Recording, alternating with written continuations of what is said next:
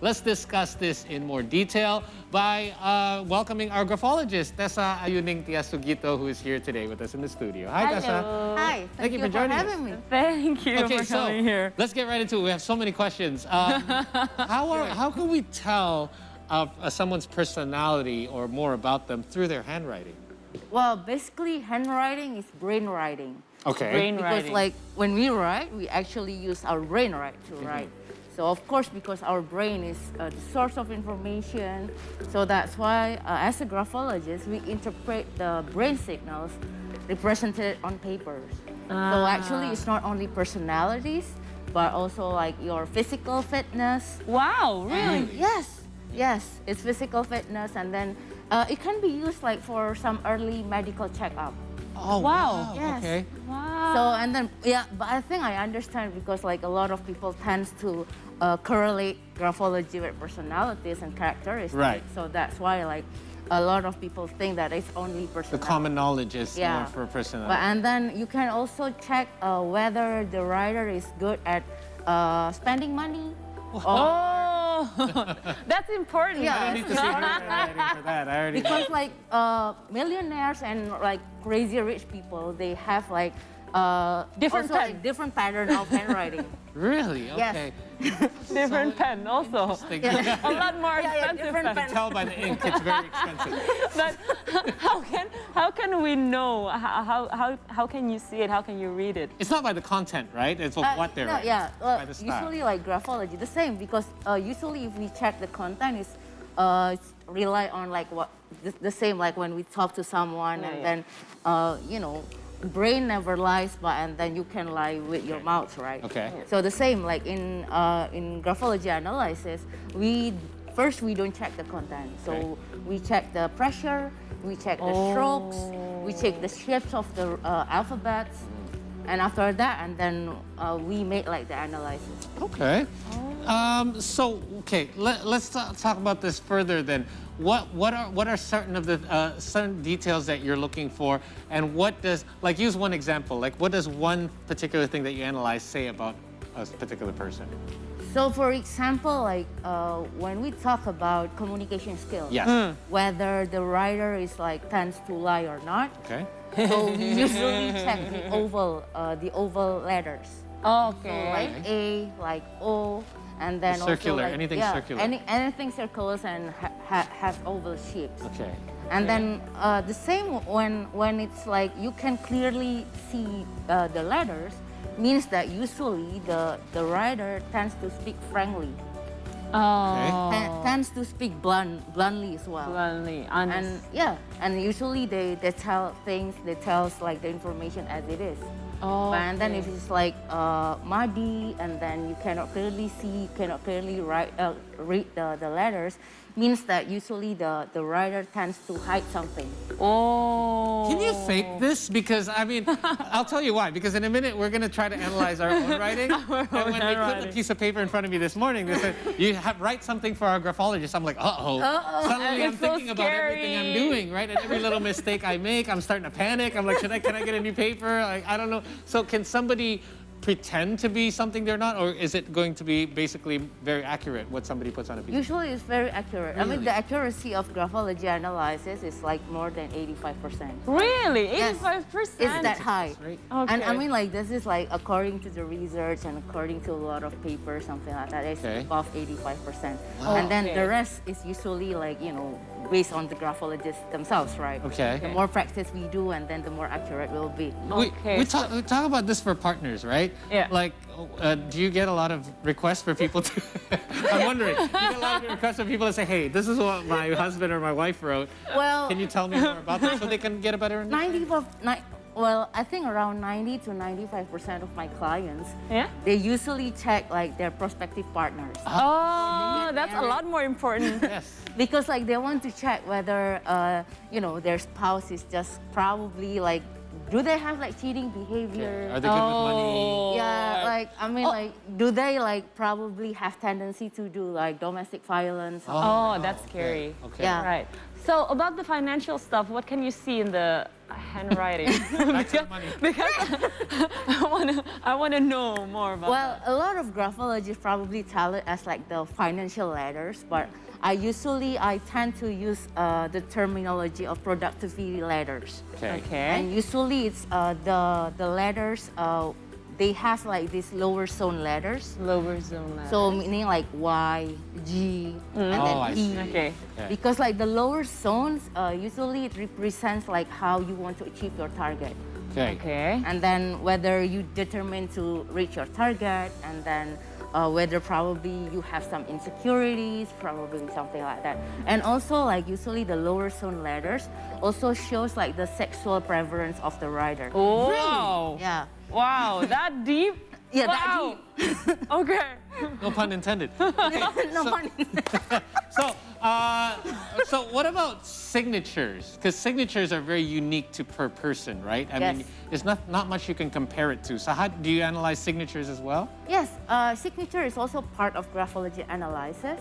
Okay. But I mean, like, a signature is usually like we consider signature as our self-image. Okay. Like, you know, like our We brand. think about it. Yeah, so we think about it. So that's why Create it, the yeah. same like when you see when you check the signature, it's probably only a part of the writers. Okay.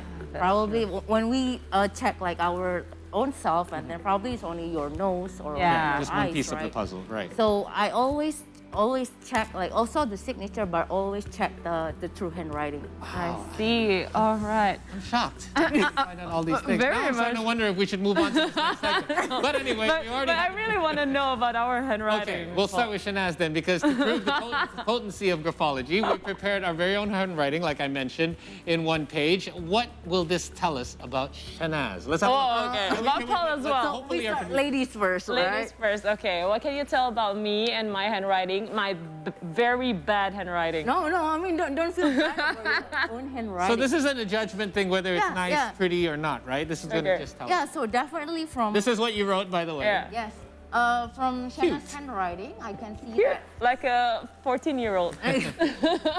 she's an independent woman, Okay. Of course. also multitasking as well. Yeah. Okay. And then, like I told earlier, right? Like we can check the oval letters. Uh-huh. So the oval letters, like you can clearly read it.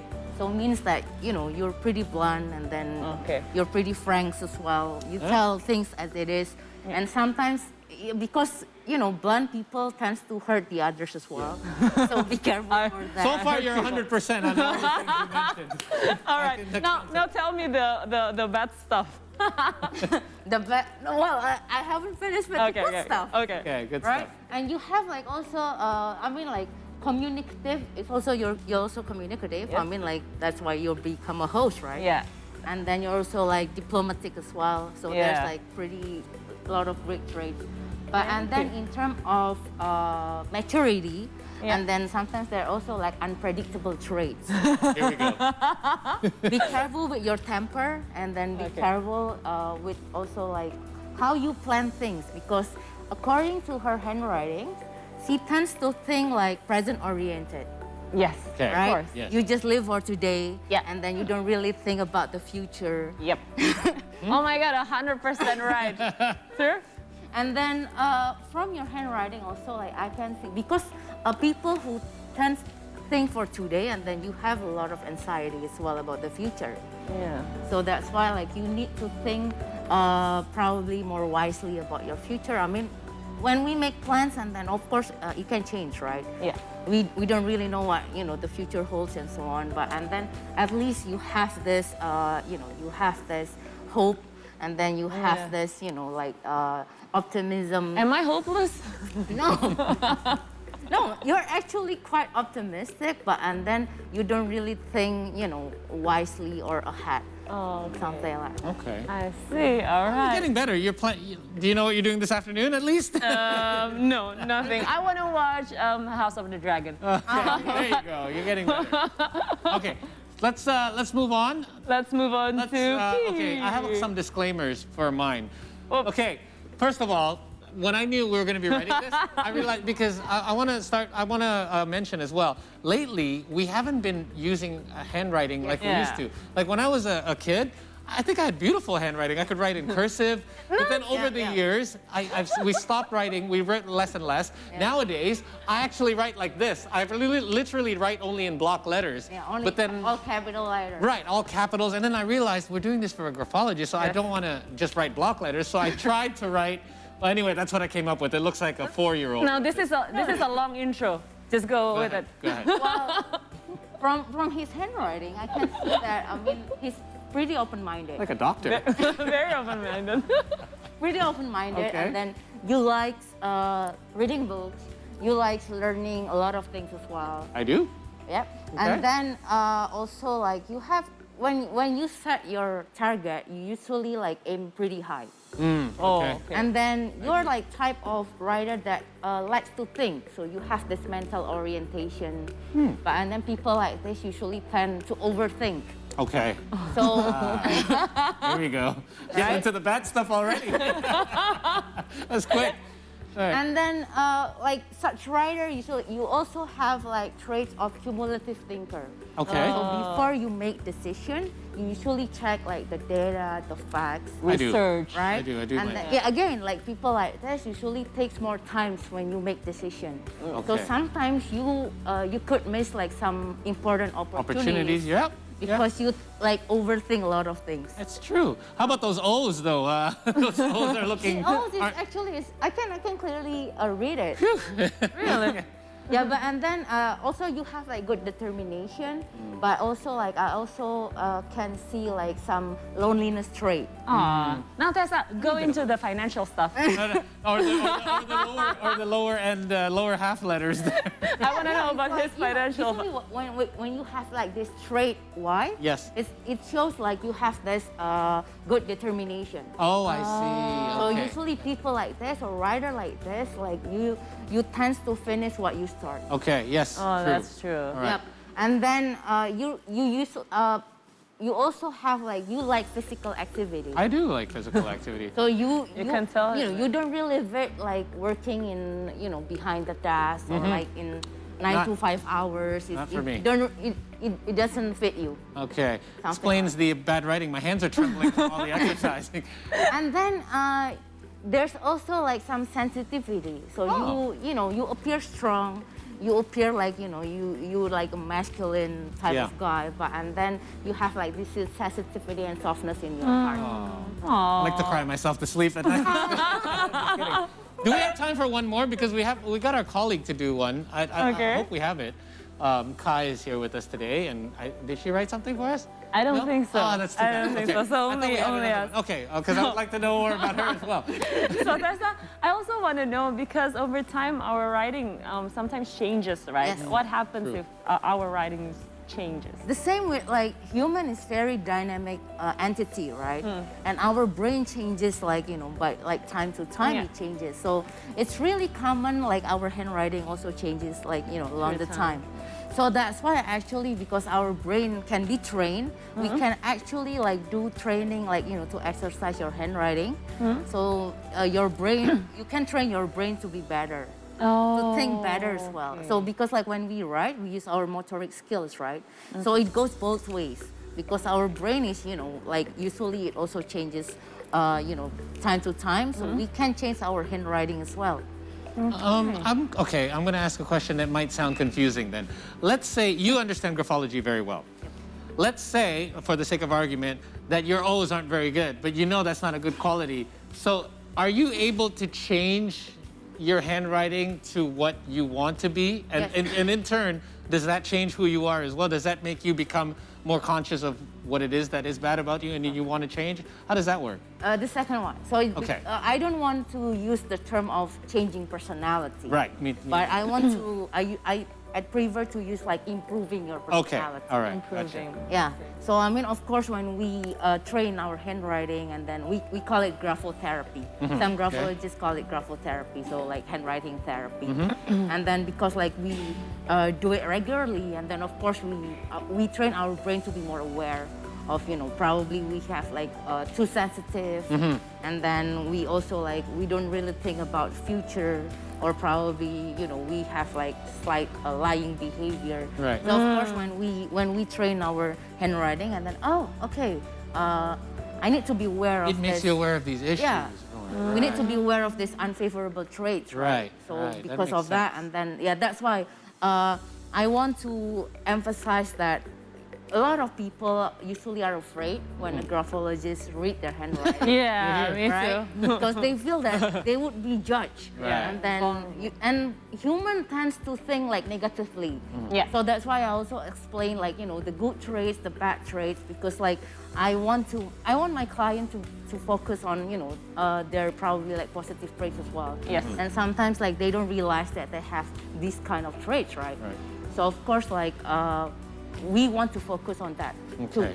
Instead of, you know, the unfavorable traits. That's a very interesting perspective. Yeah. By the way, is this becoming a bit of a more difficult thing to practice these days because most people are writing, Using gadgets. Yes. typing with Yes. their thumbs these days, Yes. right? And I think I see the trends of like probably the past 10 years, or at least the pandemic, like during the pandemic, and a lot of people has depression traits as well. Okay, I see. And then I could clearly see like, you know, they have suicidal thoughts, and I could see see that like in from their their handwriting. traits. Wow. Wow, okay, Well, that's amazing also that you're able to identify these things. Yeah. especially So for- that's why like we can prevent that, right? Yes. Right, that's nice. And also, one last question from me. Can you tell someone is loyal through their handwriting? Yes. Yes. Okay, which part of the handwriting which tells this? Usually, like loyalty, you can check whether the writer is loyal or not from the dots. From the dots? Yeah, from the dots, you know, above the I and the Okay. J, the J letter, right? Okay. If it's located, I mean, it's placed like exactly on top of the letter, it Okay. means like usually the writer is a loyal person. Oh. Let me have a look at Shanaz's for 1 second. Okay, I wanna look at Paul. This actually is, you know, she has the traits of Oh. loyalty. I'm pretty loyal. Oh. Oh yeah, Paul too. All All right. right. Okay. Now you know why I write in block letters all the time. Thank you so much for joining us here Thank today. you, This Thank you for Tessa. having Very me. insightful. Unfortunately, we're out of time, but Yeah. we'll talk a little bit more off the air. Sure. All right, guys. Now we're up for another short break. In the meantime, don't forget to follow our social media accounts if you haven't already. We're on Instagram, Twitter, and YouTube at CToday News. We'll be right back. Thank you, Tessa. Thank you. Okay, now some of the